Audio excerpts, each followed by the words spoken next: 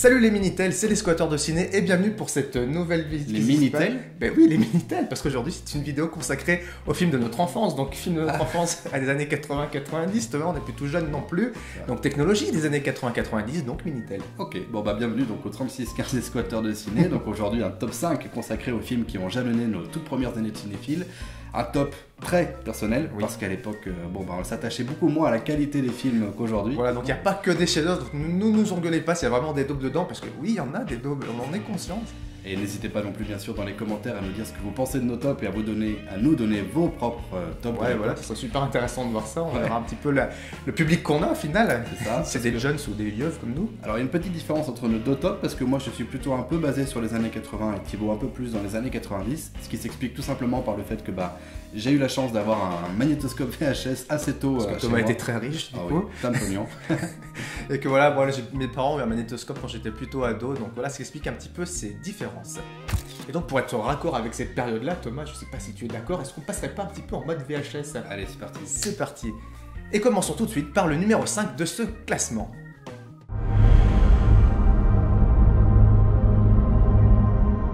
Et alors donc numéro 5, et de mon côté on commence par un chef-d'œuvre du cinéma américain avec Beethoven 2 de Rod Daniel en 1993. Ah ouais, t'attaques avec du lourd. J'attaque avec du très très lourd. Bon alors déjà le 1 était pas foufou mais on passait quand même un bon moment, c'est pour les enfants. Le 2 c'est la même chose que le 1 mais avec plus comme des suites, donc il y a plus de chiens, Beethoven tombe amoureux, il fait des chiots, tout ça c'est se mêler à une affaire de chantage et de divorce. C'est nul. Il y a toujours David Duchovny. Il n'y a plus David Duchovny malheureusement.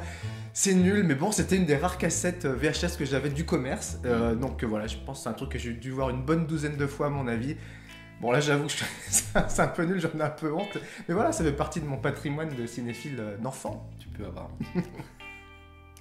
Allez, à mon tour de vous dévoiler mon top 5. Alors, je suis désolé Thibaut, j'ai triché. T'as grugé sur tout ton top de toute façon. C'est vrai, mais en même temps, t'avais triché sur ton top 2016, donc chacun son tour. Puisque je commence avec un ex-aequo, avec à la 5ème place Allô maman ici bébé de Amy Curling, je ne sais même pas son nom, et E.T. de E.T. l'extraterrestre. En compte que tu mets, tu as même pied d'égalité E.T. et Allô maman ici bébé, c'est ce qu'on ouais, mais on a dit qu'on sait pas, on n'avait pas tenu compte de la qualité des films en eux-mêmes, parce que bon, c'est vrai que Allô maman ici bébé, cette histoire d'embryon qui parle avec la voix de Daniel Auteuil. Pourquoi Daniel Auteuil, c'est n'importe quoi. On peut pas dire, on pourrait plus faire ça aujourd'hui. Donc avec c'est quoi, c'est John Travolta en père adoptif. Enfin bon voilà, c'est complètement con, mais à l'époque ça me faisait marrer donc ça marchait. Ouais. Et puis donc E.T. l'extraterrestre de Steven Spielberg. Pour vous dire à quel point ce film m'a marqué, mon premier fils s'appelle Elliot. Ceux qui connaissent ce film comprendront la référence. Et si toi Elliot tu regardes cette vidéo dans quelques années, voilà, coucou, tu connais l'origine de ton prénom et tu vois ton papa avec des cheveux. Bonjour mon chéri. Allô maman ici bébé.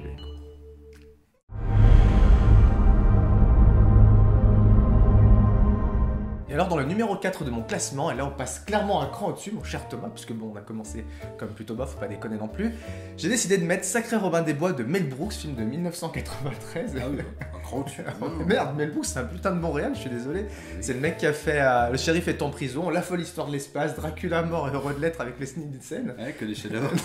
Non mais franchement si, c'est des bons films, il connaît rien, enfin bon bref. Voilà, donc on est dans de la parodie là, voilà, c'est de la parodie de Robin des Bois, clairement parodier le film avec Kevin Costner, le film de Kevin Reynolds. Voilà, c'est super drôle, c'est bourré d'anachronismes, il y a... Donc l'acteur principal est joué par Cary Elwes, j'ai jamais su prononcer son nom à ce mec là. Donc en tout cas il jouait dans Hot Shots, dans Princess Bride, dans Saw, voilà. Son sidekick c'est Dave Chappelle, donc c'est méga à la classe. Il y a du rap, j'ai toujours vu en français ce film là, donc je pense qu'on doit pas mal perdre au niveau de la trad et des jeux de mots. Mais en tout cas, moi, ça me fait toujours autant marrer, même quand je le revois maintenant, je trouve ça super drôle. C'est un excellent film, quoi qu'en pense Monsieur Thomas? Mais j'ai rien dit, moi.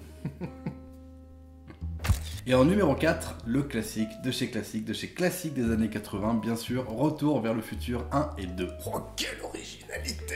Ah, c'est peut-être pas très original, mais Robert Zemeckis nous a pendu là des films qui ont réussi à traverser les âges, hein, ouais. C'est le cas de le dire, avec Michael J. Fox et Christopher Lloyd, merci beaucoup.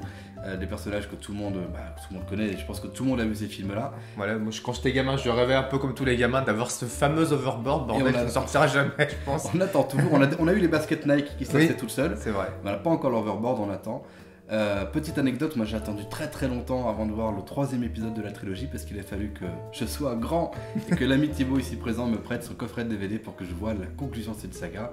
Bon bref, c'est des Pas le inévitables. meilleur, mais Non, voilà. c'est pas le meilleur, mais les 1 et le 2 en tout cas, c'est des inévitables des années 80. Si vous n'avez pas vu ça, bah foncez à votre vidéo club parce qu'il faut rattraper votre retard immédiatement. Où je plus sois.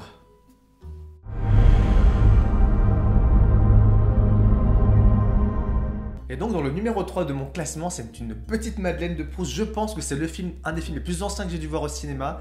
C'est Chérie, j'ai rétréci les gosses de Joe Johnston qui est sorti en 1989. J'avais 6 ans à l'époque quand c'est sorti au ciné. Et j'étais sur le cul. Enfin, je sais pas si j'étais vraiment sur le cul parce que quand on est gamin, on aime un peu tout ce qu'on va voir au ciné. Mais en tout cas, c'était blindé d'effets spéciaux et j'ai absolument rien vu de tout le film. Pour moi, tout paraissait réel. Je trouvais ça génial que ces gamins deviennent tout petits, qu'ils voient tout en énorme. Voilà. T'étais un peu con déjà. Mais non, t'es pas con, quand on est gamin, t'es tout le temps ébloui. Non, ça fonctionnait super bien sur moi. Rick Moranis qui joue le père scientifique, il est toujours excellent. Voilà, c'est comme Joe Johnston, le mec qui a fait Jumanji, qui a fait Jurassic Park 3. Enfin voilà, il a fait des trucs pas trop mal quand même. Le premier Captain America, le premier qui est pour Captain moi un des America meilleurs films Marvel. aussi. Il y en a. Voilà, et puis moi j'adorais cette histoire avec ces gamins. Il y avait de l'action, il y avait de l'aventure, il y avait une petite histoire d'amour.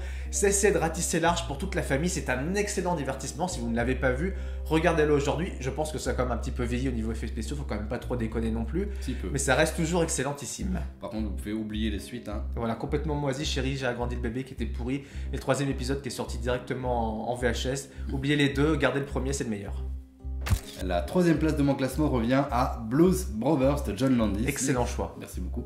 L'excellent réalisateur du clip Thriller de Michael Jackson. Respect éternel, rien que pour ça d'ailleurs.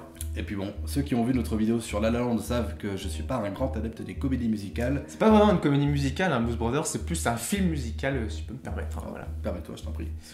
On vous invite à aller voir la vidéo de monsieur sur les comédies musicales pour en savoir un peu plus. Plus beau passage une nouvelle fois. En tout cas, moi j'ai adoré ce film parce que déjà la musique est vraiment extraordinaire. Il y a quand même du guest de folie avec Ray Charles, James Brown, Aretha Franklin, merci Thibaut. Il y a même Carrie Fisher et un petit caméo de Steven Spielberg. Ah, ça tu me l'apprends, je savais même pas. Et c'est vrai que moi ce que j'ai adoré dans ce film-là, au-delà de la musique, c'est vraiment ce côté un peu cartoonesque, un peu gaguesque avec des situations improbables. C'est un peu what the fuck, mais c'est super drôle. Des poursuites en voiture incroyables. Enfin voilà, c'était excellentissime. Par contre, bon bah, on oublie, s'il vous plaît, on oublie Blues Brothers 2000 avec Dan Aykroyd, mais sans John Belushi. John Belushi, merci, je trouve. Qui est remplacé par John Goodman. Mais bon, qui fait pas la blague aussi bien que John Belushi, donc bon, on oublie et on mate l'original, s'il vous plaît.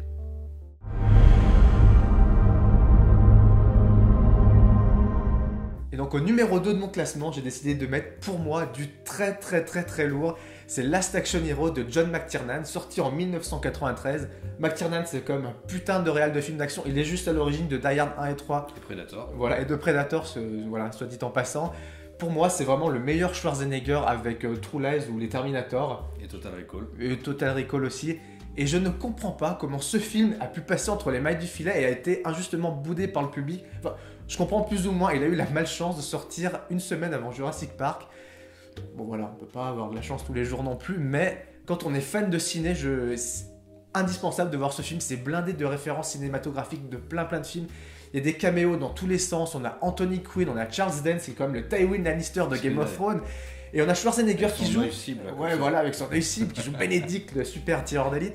Et on a Schwarzenegger qui joue son propre rôle et aussi qui joue le rôle de Jack Slater, le héros du film d'action. Pour moi, c'est vraiment le fantasme de tout enfant cinéphile, c'est-à-dire qu'on rentre à l'intérieur du film et on côtoie son héros. C'est génial, le pauvre Austin O'Brien, le gamin qui jouait dedans, a plus rien fait derrière, malheureusement pour lui. Ce film est génial, j'en tarie pas d'éloges, excuse-moi, j'en perds mes mots, j'en me bafouille, comme on dit. C'est un putain de film d'action, c'est du John McTiernan dans toute sa splendeur, faut le voir, bordel de merde! Et aussi, deuxième petite chose que je veux mettre, un petit ex-aequo que je place comme ça tranquillement, c'est un flic à la maternelle aussi avec Arnold Schwarzenegger. Voilà, concrètement, là on est dans le bas. Mais là on a bien régressé. Je sais que c'est nul, mais je l'ai vu un nombre incalculable de fois. Voilà, Schwarzenegger dans un rôle un petit peu à contre-emploi, c'est ce qu'elle est un petit peu amorcé. Toute sa lancée de films un peu merdiques, genre les juniors ou ces trucs de la course aux jouets, toutes ces merdes un petit peu, voilà, où il cachetonnait bien, faut le dire. Voilà, un flic à la maternelle, je suis content de le revoir de temps en temps. Voilà, c'est ma petite Madeleine aussi. C'est beaucoup moins bien que Last Action Hero, malheureusement. Vous voyez pas. à la deuxième place de mon classement, j'ai décidé de mettre non pas un, mais 2 films. Et encore une fois, ça gruge. Désolé Thibaut, mais bon, les films ont beaucoup en commun, parce que d'un côté, j'ai Karate Kid et de l'autre, Ninja Kids. Moi, j'adore Ninja Kids. C'est de la merde, mais j'adore. C'est tellement trop bien. Voilà, c'est 2 films qui ont des choses en commun, notamment le grand-père asiatique. Il y a Kids aussi dans le nom des deux. Déjà, voilà. Et puis il y a le grand-père asiatique qui apprend à faire des prises de kung-fu à des gamins. Voilà, bon, bref, quand t'as 8 ans, forcément, t'as tellement envie d'apprendre à faire des coups de pied sautés le kung-fu tout en allant à l'école en BMX. Voilà, malheureusement, j'avais un BMX, mais pas de grand-père asiatique, donc moi non plus. je regardais ces 2 films-là encore et encore. Et puis, bah voilà, que dire, bon, Karate Kid est un petit peu plus sérieux que Ninja Kid. Ouais, avec des bonnes séquences de training montage qui vont bien là. Exactement. Et Ninja Kid, bah, là, c'est clairement un film pour enfants, avec tous les pensifs du genre qui allait bien à l'époque, hein. Ça emprunte pas mal à d'autres films, notamment sur la deuxième partie à Maman j'ai raté l'avion. Ça pompe bien Maman j'ai raté l'avion avec les 3 débiles qui essaient de voler des choses dans leur baraque. Les gamins qui font des frisbees avec les CD. Enfin, voilà, toutes des séquences que tu peux pas oublier quand t'as vu ce film-là à l'époque, c'était tellement bien. Et puis bon, bah par contre, s'il vous plaît, on oublie le remake sorti en 2010 avec Jackie Chan, le remake de Karate Kid, pardon. Bon, je suis un peu de mauvaise foi, le film est pas si mauvais, mais Maître Miyagi, c'est Pat Morita, ce n'est pas Jackie Chan, s'il vous plaît. Remontez le père Thomas. Voilà, et avant de passer à nos numéro 1, une petite mention spéciale, on devait de le faire parce que comme on vous l'a dit tout à l'heure, moi personnellement, j'ai eu énormément de mal à faire une sélection parmi tous les films de mon enfance, à commencer par les Disney, parce que bah voilà, moi j'ai baigné dans les Disney, je les ai, je crois, tous vus au cinéma ou en VHS. Ouais, moi c'était beaucoup moins mon cas, j'allais en voir quelques-uns au cinéma, mais j'avais pas de VHS de Disney, il y a plein de grands classiques que j'ai pas vus. En tout cas, moi, si j'avais dû les inclure dans mon top, ils auraient trusté les 5 places, c'est presque sûr. Donc je les ai volontairement exclus. Ils mériteraient pour moi un top à part entière. Mais on n'oublie pas non plus d'autres films de l'époque qu'on n'a pas mis. Gremlins, SOS Fantôme, qu'est-ce qu'il y a d'autre aussi? Iglandais. Iglandais? Ouais, c'est Highlander, mais moi je prononçais Iglandais à l'époque. Déjà le mec était bon en anglais à l'époque. Bah oui. Puis bon, il y a les petites perles françaises aussi. Ouais, il y a un Indien dans la ville, par exemple. La gloire de mon père, le château de ma mère. N'oublions pas tout cela. Les Rasta Rockets, The Mask, tous les trucs de cette époque-là un petit peu. Voilà, donc peut-être qu'ils seront dans vos tops à vous. En tout cas, ils auraient mérité peut-être d'être dans les nôtres. Mais passons tout de suite au plus important, à savoir les numéros 1. Oh la pression.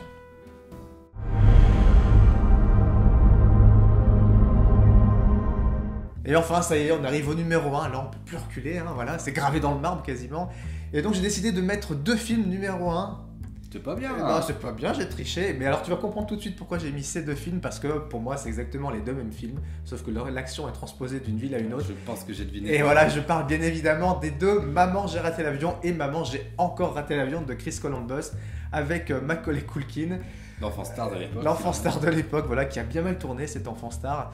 Mais moi, en tout cas, j'ai vu ces films gamins et ça m'a tout de suite plu. Je pense que ça a plu à des générations de gamins. Enfin, en tout cas, des gamins de notre génération. La preuve en est, c'est que ça passe encore, je crois, tous les Noëls à la télé. C'est ça. Et j'ai eu la chance de le revoir très récemment au Panic Cross Chroma avec l'ami Karim Debache. Si tu le regardes. Donc, voilà. Sûrement d'ailleurs. Non, voilà, non, franchement, non, ça marche toujours autant. Ça faisait quelques années que je l'avais pas vu. Moi, je rigole toujours autant. Les dialogues sont super drôles. Il y a même des trucs que j'avais pas compris à l'époque et que j'ai compris maintenant. Des petits sous-textes un petit peu à. Je disais que t'étais con, voilà, bon. Enfin, bon, c'est du dessin animé en live. Voilà, c'est dans le genre de Bibi et le Coyote, les castors flotteurs. Donc, les 2 méchants du film en prennent plein la gueule pendant toute la seconde partie du film. Et c'est super jouissif, paradoxalement. Ouais, on prend plaisir à aller voir ce film. Oui, normalement, ils sont censés mourir dans la vraie vie, mais là, voilà, c'est super drôle. Pour moi, c'est la Rolls-Royce des films de famille au sens noble du terme.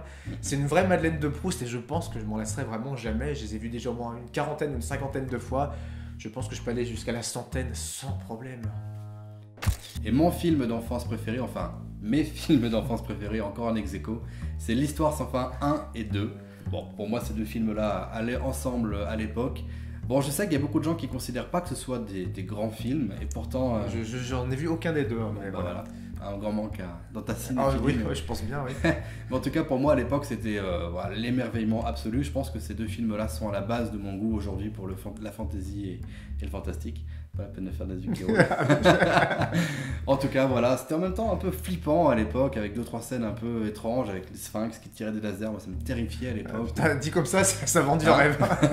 Alors, la mort du cheval du héros, là, je crois qu'il s'appelait Atarax, le cheval. Enfin, voilà, c'était de quoi traumatiser un enfant pour tout le reste de sa vie, mais en même temps, Bah voilà, ça m'hypnotisait à l'époque. Je les ai pas revus depuis très longtemps. Je pense que tu peux être déçu à mon avis parce que les peu d'images que j'ai vues, moi, ça a l'air d'avoir bien vieilli. Pour moi, c'est Mais dans non. la caverne de la Rose d'Or niveau effets spéciaux. Hein. Mais non, t'as pas compris, c'est de l'effet spécial analogique, c'est plein d'âme, c'est plein de chaleur avec des marionnettes. Oui, avec un Ok. chien qui fait flipper. Ouais, le dragon, chien, serpent dégueulasse, la Falcor, enfin bon bref. Voilà, c'est peut-être pas le meilleur film du siècle, mais c'est mon film d'enfance à moi. Voilà, c'était donc notre top 5 des films de notre enfance. Nous, ça nous a bien fait marrer en tout cas de replonger dans nos vieilles années, dans nos vieux souvenirs. Ouais, alors n'hésitez pas à nous donner vos films favoris de votre enfance. Ça nous fera marrer de les découvrir et puis de partager les commentaires avec vous, quoi. Voilà, et puis on fera comme ça de temps en temps des petites vidéos top, comme ça c'est pas très original. Mais en tout cas, si vous avez des sujets à nous soumettre, je sais pas, nos 5 réalisateurs préférés, nos 5 séquences de films préférés, n'hésitez pas, voilà, lâchez-vous dans les commentaires. Nous, on fera peut-être ces vidéos à plus ou moins court terme, on verra. Et puis n'hésitez pas non plus, bon, on le répète à chaque fois, mais abonnez-vous, mettez des pouces en l'air, partagez, il faut faire vivre ces vidéos, c'est très important pour nous. Et n'oubliez pas non plus que les films, c'était bien en VHS. Mais en Blu-ray, c'est toujours plus sympa. Ciao!